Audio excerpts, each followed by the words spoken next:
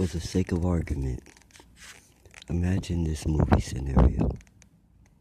A world that has its own level of light that you would call darkness. Because there's no moon, there's no sun, there's no artificial lights, not even a fire. But energy makes its own sort of light. So the inhabitants can see in what you would call the dark. They can see in the dark, in your darkness, by comparison. And they're living their life, and they're happy. And there are no colors. Okay? If light was to be shown on the plants, they would look like albino plants. They would still flourish, still produce fruit and leaves and everything. They just would not be green. That is produced, that is a illusion painted by your light in the sky and the rays it puts out. It is not the color of anything. It is the color of your light bouncing off of it onto your eye. In other words, it's the color that you're perceiving it to be. It's not the color that it is. So back to the story. They're living there in peace, harmony, prosperity. Then one night, their whole world is shook. There's a crash and a bang, and it begins to rain over the whole world. Something has broke through the dome, through the Surrett filament.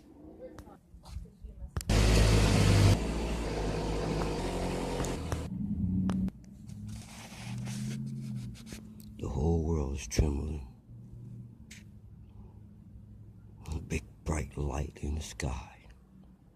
Now there are no lights. So this is almost blinding. And then there are colors. Red, blue, and white. It is a sight to see if there was not so much fear in the constant rain. Now we cut to our hero, running, being pursued. He's accompanied by a small child, a girl, and another adult. And they're turning and they're dodging. Something is pursuing them, something is everywhere. They turn a corner and they run smack right dead into one of them. What are they? This bright flash of light. Next thing our hero knows, he wakes up, he's in your world. Everything is just as you know it to be. He has no memory of the event, no memory of the past, no memory of who he is, no memory of what led up to the event, no memory of his prior world at all. Except a reoccurring dream about the night with the light in the sky, in the rain, in the chase, in the event. The event. It always stops. The dream always ends at the flash of light. Our hero assumes, after many years of meditating on this, that he was shot with some type of weapon, or getting ready to be shot with some type of weapon, and his assailant paused and stopped, right as he exclaimed, "No," and his mind said, "You don't know what you're doing." Everything stopped at that point. As he thought back on the situation during his whole life, he began to put together a mysterious puzzle. Something wasn't right with his existence. Something didn't add up. That moment led to a situation in a life of research in which he came to a conclusion. Nothing added up. Nothing made sense. Nothing added up. None of the stories, none of the explanations for existence or his existence or anything seemed to add up. It was something like the theory of evolution. There was a missing links. None of the stories were consistent and solid.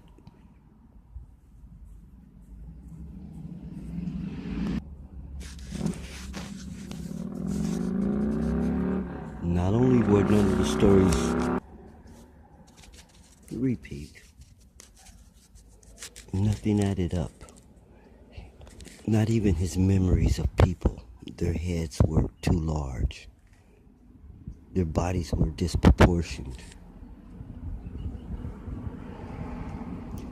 And every story that were told, the whole picture he was drawing didn't add up to what his senses were telling him. What he was told and what he was seeing and witnessing were completely different. Okay? Which raised an eyebrow. That eyebrow unraveled everything.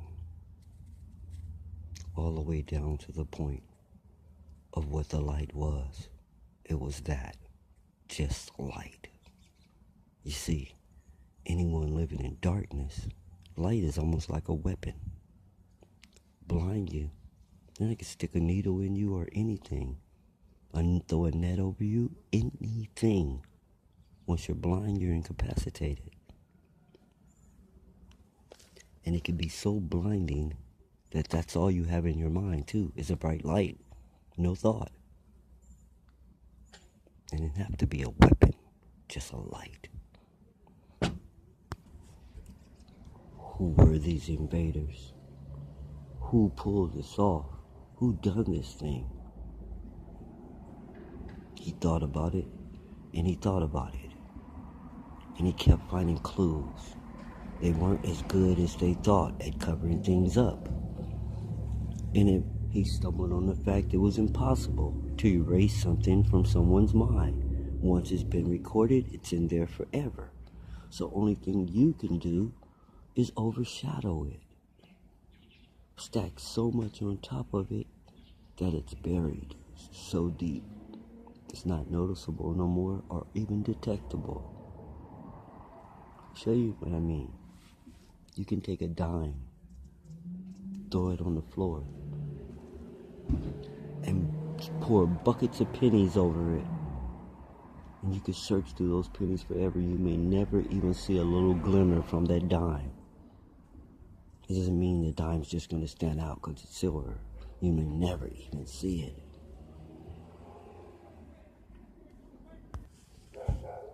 They made mistakes. Too many mistakes. He was beginning to figure things out. He was beginning to figure out this wasn't his world. This isn't the way his world was. These aren't the way the occupants of his world was. And the greed of the invaders. They did not cover and destroy everything. Some of it was too interesting to them for them to destroy. The palace is too grand. So they sit on the thrones and they put on the clothes. And they deciphered the languages or the ways. And they took their languages. And they placed them over and divided up the land. And each assumed the identity of the inhabitants. The only clue was these different languages, alien dialects. The names that were given to them didn't fit into the culture that they were given. They appeared to fit because no one knew anything about the culture, supposedly. There were telltale signs. There were things that you can tell a person was in a natural inhabitant of this world. First of all, they could not see in the natural world. So light has to be provided. What is that light? The sun. And a reflector, in which it really is two reflectors. A light hung in the sky, subdued everyone, bowed everyone's head. They were blind, chained, enslaved, did whatever, and everything was taken over.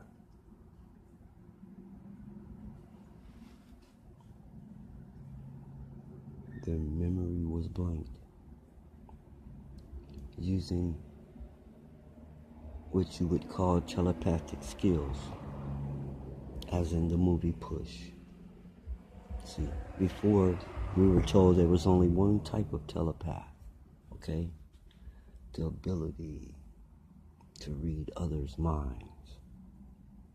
You know, I hold up a card on this side of the wall and you tell me what that card is. Now we're knowing there are many kinds. The ability to put thoughts in other people's heads. The ability to physically affect the world around us. The ability to see the future. Many, many, many abilities. The ability to sense someone's emotions.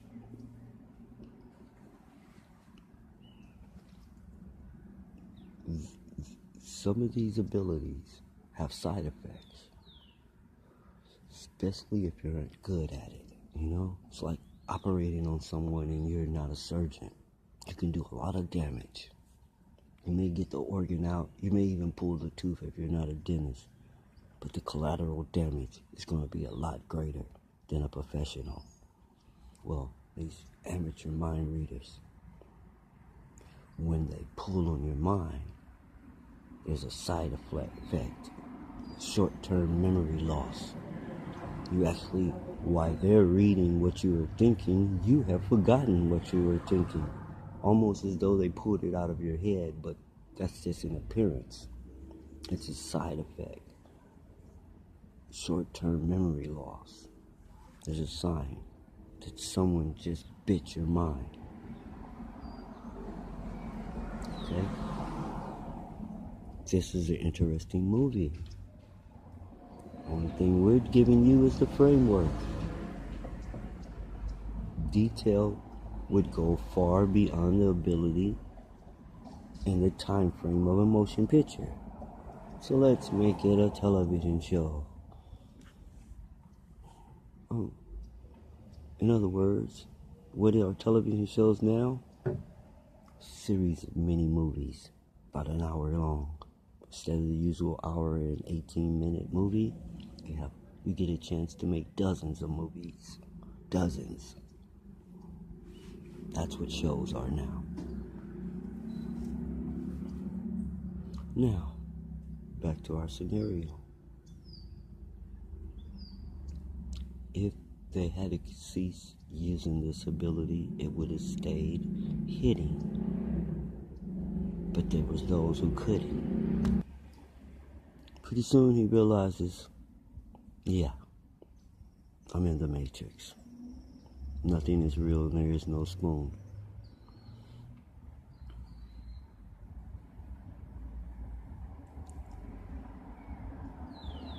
What has me? The creature with 14 billion eyes? Because there's a pattern. It's like it has a limitation. It can only generate so many types of characters, and then it starts repeating the program in which they all are cookie cut characters. This one says the same thing as that one, given the same stimuli. It has the same response, the same response, the same response, the same response, the same response. This particular species is a dead giveaway. It's almost generic of the original species. It tries to emulate it in every way, but there are giveaways. What you would call attributes, rhythm, flair, creativity, inventiveness. There's a way. The young people call swag and style. What those trying to emulate named cool. The invaders couldn't get it. They couldn't wrap their mind around it. They tried. And all those who got close, they got trophies and awards and status. You're one of the best mimics we have. No one can do like them, like you.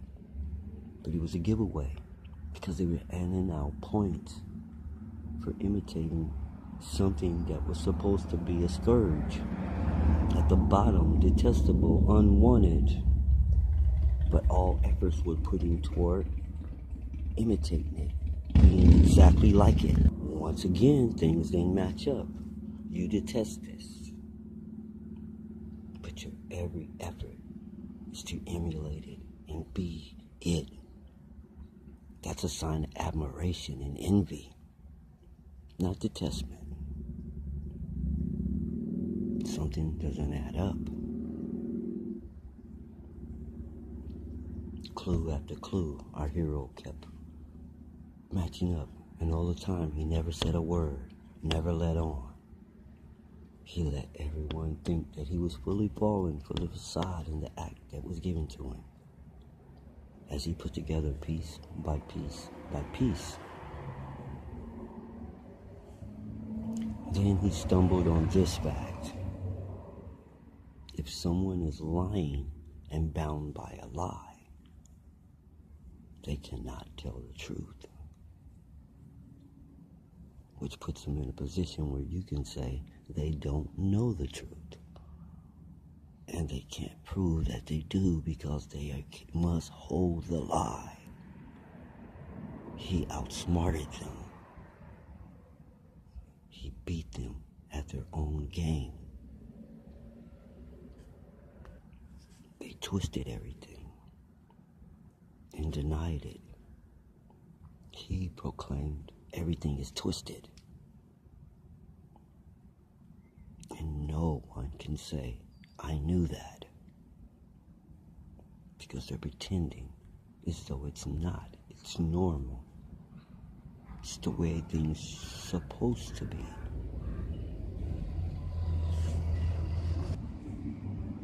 Now our hero has the whole world nuts in a vice. Because they're stuck behind a lie. And his whole claim to fame is truth. They can't even compete. No one's practiced the truth. Even our truths are part of the lie. That's the way it's designed. We made the lie the truth. We changed everything. We renamed everything. We implanted ourselves. We even wrote ourselves into that world's history and claimed their identity in case it was ever discovered that we were here. We're going to say, hey, I've always been here. Here I am. Now, they missed something buried deep in the earth. Clues to the original world, the original occupants, and what they look like. There were no pictures of these people anywhere. There was no record of these people anywhere.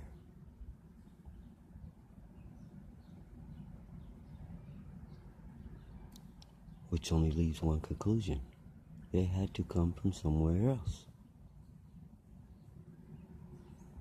How did someone who came from somewhere else end up occupying the entire planet? And the original occupants squeezed into corrals like cattle.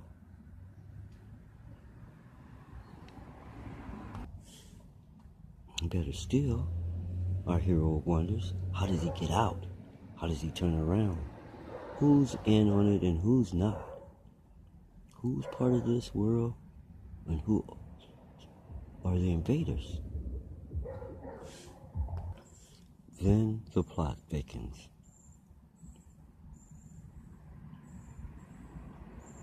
Someone is sending smoke signals.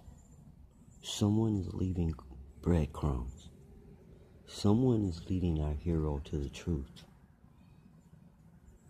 And it isn't just one little person. The method that they used cannot be discussed at this moment, because obviously the ones over top never look down. It's like we see ants, but we don't look at them close enough to see if they have a secret handshake. You understand? We don't see if they're doing a war dance or if they're beating message drums. They were no threat. They were subdued. They're beneath us. They're no threat. So we don't have to watch them. What can they do? Someone underestimated.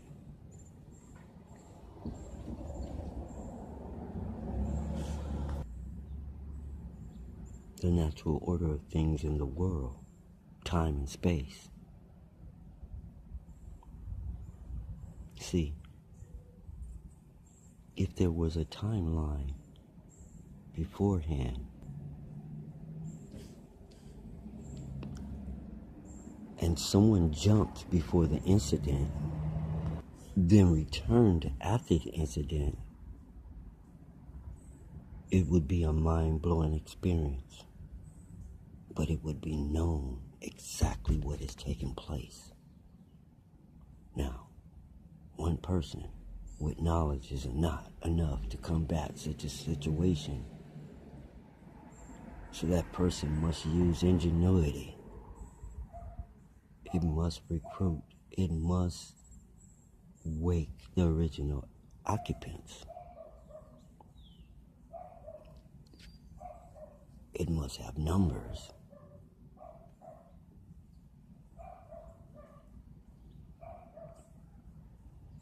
Now, irony. These invaders who have taken over this world and enslaved the original occupants, along comes a big monster and swallows up the world. And now the invaders are imprisoned and captured themselves. Invisible threads are stuck in the back of their neck, like puppets. They turn into mindless drones, being used by some big creature that feeds on them. Now they're screaming help after all the damage and what they did to the people who lived here. Now they're screaming help. Someone help us, please. Woe is me. Woe is me. Come to find out, they were creatures from another world being transported somewhere. Took the craft.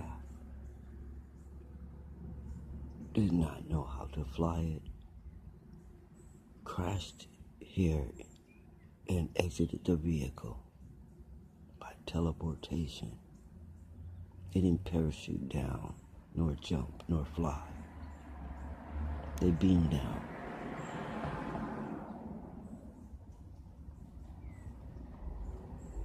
They beamed down, and someone stayed aboard to take this ship out the hole and seal the hole.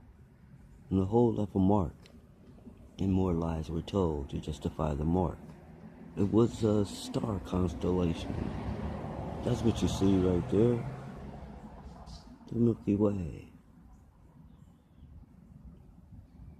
Scratches. Like when you seal broken glass. It's gonna leave a mark. You can remelt it and seal the hole, but it's gonna leave a distortion. Cloudy marble. Anyway. This story has been told in full detail. You understand what I'm saying? Episodes. It's been stored. It's here for your entertainment, for your information, for your wonderment, for your mental exercise. Let's see where it leads you. Is it real? Is there any parts of it real?